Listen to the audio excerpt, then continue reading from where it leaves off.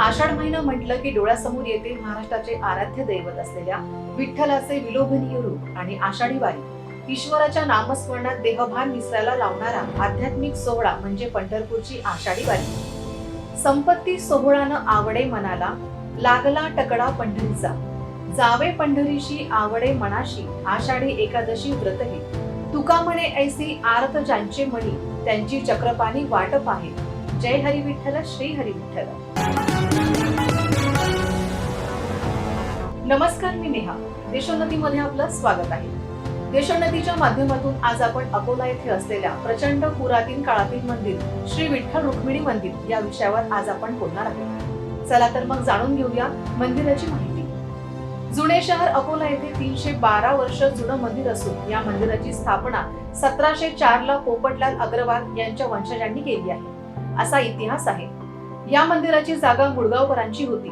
श्री पोपटलाल अग्रवाल यांनी नवस्वप्न पूर्ण करण्यासाठी या मंदिराची स्थापना केलेली आहे। या मंदिरामध्ये गेल्या 84 वर्षापासून विठ्ठल मंदिर अखंड नाम सप्ताहाद्वारे अखंड नाम सप्ताह इथे साजरा करण्यात येतो। आषाढी एकादशी निमित्त या मंदिरामध्ये सकाळी 6 ते रात्री 11:30 वाजेपर्यंत कार्यक्रम सुरू असतात। तसेच या कार्यक्रमामध्ये महिलांचे भजनी मंडळ, पुरुषांचे भजनी मंडळ, प्रवचन आणि रात्री कीर्तन या 7 दिवसाच्या सप्ताहात शेवटच्या दिवशी गोपाळकाला दहीहंडी, गोपाळकाला त्याच्यानंतर दुपारी 3:30 वाजता महापूजा आणि पालखी आणि महाप्रसादाचे वितरण अशा प्रकारे आषाढी एकादशी निमित्त संपूर्ण योजना मांडलेली असते।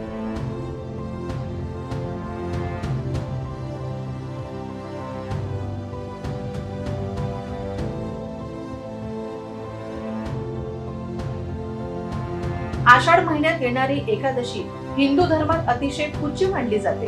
या एकादशी निमित्त अनेक जण पंढरपूरची वारी करतात, विठ्ठलास भेटावयास जातात, तर घराघरात या आषाढी एकादशी निमित्त उपवास केला जातो। महाराष्ट्राच्या कानाकोपऱ्यातून लाखो लोक विठ्ठल नामाचा गजर करीत या आषाढी एकादशीला पायी दिंडीमध्ये सहभागी होतात। यालाच आषाढी वारी असे म्हणतात। पंढरपुरात गेल्यावर चंद्रभागेत स्नान केलं जातं, विठ्ठलाचे दर्शन घेतलं जातं।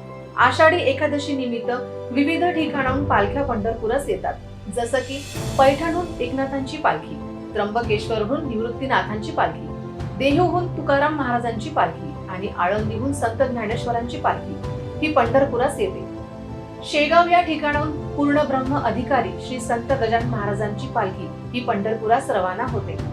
आनंदाने जगायला शिकवणारा विद्यापीठ म्हणजे पंढरपूरची वारी।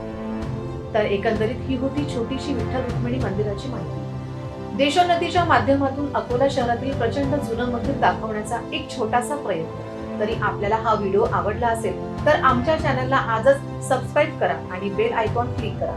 तसेच व्हिडिओ दैनिक देशोन्नतीच्या माध्यमातून आम्ही नेहमीच दाखवत असतो। चला तर मग भेटूया अशाच काही नवीन बातम्यांसोबत। तोपर्यंत नमस्कार। ठळक घडामोडींसाठी देशोन्नती न्यूज चॅनलला सबस्क्राईब करा आणि बेल आयकॉन प्रेस करा।